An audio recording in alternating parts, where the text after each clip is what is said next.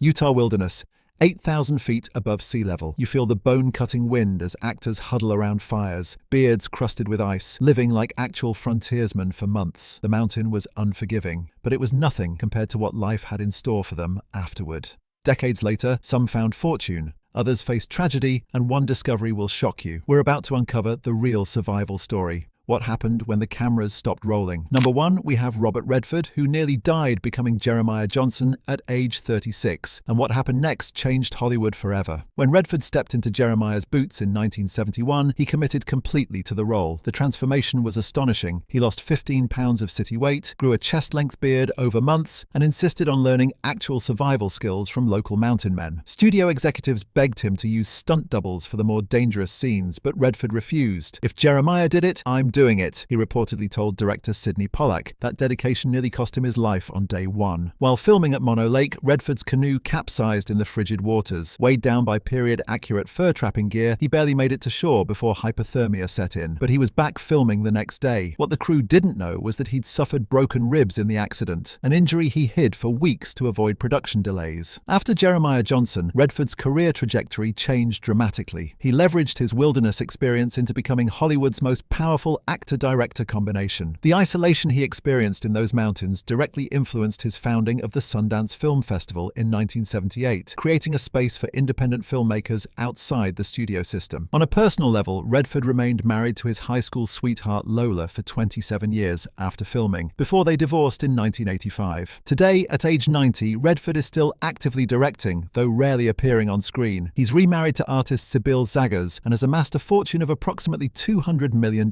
Yet, according to those close to him, he remains haunted by memories of those brutal mountain months. "Those mountains changed me," Redford told American Film Quarterly in a rare 2023 interview. "After living like Jeremiah, I couldn't look at acting the same way again. Every character I've played or directed since has been measured against what we endured in Utah." Number 2, we have Geer, the 70-year-old legend who lived like a real mountain man between takes, and his secret past was darker than any frontier tale. When most actors his age would demand comfortable trailers and limited shooting hours, Geer embraced the wilderness with startling authenticity. At 70 years old, he actually lived off the land between filming days, sleeping under the stars while younger cast members retreated to heated accommodations. After the production wrapped, Geer stayed in the mountains for 3 additional days, reluctant to leave what he called the most honest place I've ever worked. What many viewers don't realize is that Geer's comfort in the wilderness wasn't just method acting, it was survival training from his real life. During the Hollywood blacklist years, Geer was banned from film and television for 15 years due to his Communist Party ties. To support his family during this professional exile, he literally lived in wilderness areas, growing food and teaching natural history classes. His performance as Bearclaw wasn't acting, it was autobiography. On set, Geer improvised most of his dialogue with Redford, drawing from genuine frontier knowledge. In one infamous scene, he skinned rabbits on camera without flinching, a skill he'd mastered during his years in exile. The crew watched in amazement as the elderly actor climbed rocky terrain that challenged men half his age. Tragically, Geer died just 6 years after filming, passing away in 1978 at age 76. He never witnessed Jeremiah Johnson's evolution into a cult classic. According to his granddaughter Ellen Geer, who later became an actress herself, Will saw the film as his final gift to the industry that had once rejected him. "Grandpa told me that playing Bearclaw was his way of showing Hollywood what they'd missed during those blacklist years," Ellen revealed in a 2020 documentary. "He wasn't acting a mountain man. He was finally allowed to show who he really was." Number 3, we have Stefan Gear, who played the half-naked mountain man buried in sand, and the hypothermia he suffered nearly killed him twice. Geerash's iconic scene, discovered buried up to his neck in sand by Jeremiah, remains one of cinema's most memorable introductions. What audiences don't realize is that filming this sequence nearly killed the actor. For 4 excruciating hours, Geerash remained buried in frozen earth as his core temperature dropped to dangerous levels. On-set medics repeatedly asked to halt filming as they observed his lips turning blue and speech becoming slurred, clear signs of advancing hypothermia. Yet Geerash adamantly refused to quit. "Delle would have endured worse," he told the concerned medical team. "I'm not stopping until we get it right." This method dedication impressed Redford but terrified director Pollack, who later admitted he feared they'd lose an actor in that damn hole. After Jeremiah Johnson, Geerash continued his character acting career in films like Carrie and High Plains Drifter, but the mountain man role remained his most recognizable,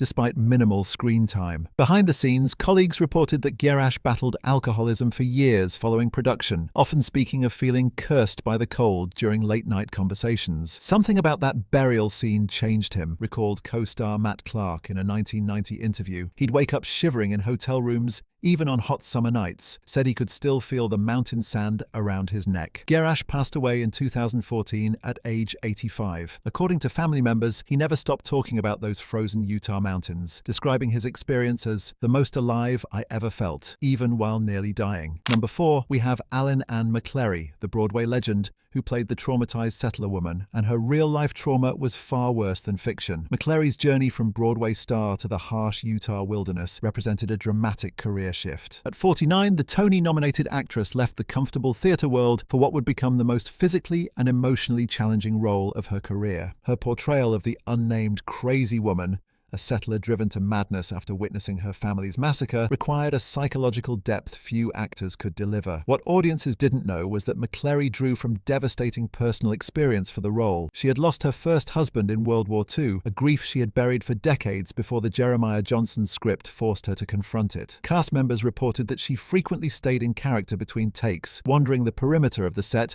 mumbling incoherently, a method approach that both enhanced her performance and concerned the crew. I watched her transform, camera operator Dale Williams recalled in a 2015 interview. She would arrive on set as Alan, this graceful, articulate woman, and then something would shift behind her eyes. She became the grief she was portraying. After filming, McClary returned to Broadway and television work, appearing in shows like The Days and Nights of Molly Dodd and All My Children. Yet she always cited her brief role in Jeremiah Johnson as her most challenging performance, one that reopened old wounds but ultimately provided catharsis. McClary died peacefully in 2018 at age 91, surrounded by family. According to her daughter, her final coherent words were about finding peace in the mountains, a reference many believed connected to her transformative experience filming in Utah decades earlier. Number 5, we have Josh Albi, the child actor who played the mute boy, and what the mountain took from him was his voice in more ways than one. At just 11 years old, Albi faced the same brutal filming conditions as his adult co-stars. While child labor laws typically provide special protections, the remote location and 1970s production standards created grey areas that concerned Albi's parents. Studio documentation reveals multiple heated arguments between his family and production staff regarding safety concerns and exposure to extreme elements. Albi's role as the traumatized mute Caleb required no spoken dialogue, but demanded extraordinary emotional expression. To achieve this, the young actor reportedly adopted an extreme method approach, spending weeks barely speaking even when cameras weren't rolling. This concerning behavior worried both cast and crew, particularly as the isolation of the mountain location intensified the psychological impact. Following Jeremiah Johnson, Albi struggled to find meaningful work in Hollywood. Despite appearing in television shows like Little House on the Prairie, he found himself typecast as what one casting director reportedly called the weird mountain kid. By age 16, frustrated with limited opportunities, he left the entertainment industry entirely. His adult life has been marked by struggles with depression and anxiety. In a rare 1983 interview, Albi spoke of feeling lost after leaving the mountains, describing difficulty connecting with peers who couldn't understand his unusual childhood experiences. He worked various jobs outside entertainment, reportedly including construction and restaurant management. Most disturbing is Albi's current status, or lack thereof. He has completely disappeared from public life, giving no interviews since 1985. Multiple documentary filmmakers have attempted to locate him for Jeremiah Johnson retrospectives, without success. His family refuses to discuss his condition, creating a haunting parallel to his character's silent trauma. The mountain tested them all, but time was the real enemy. Some found peace,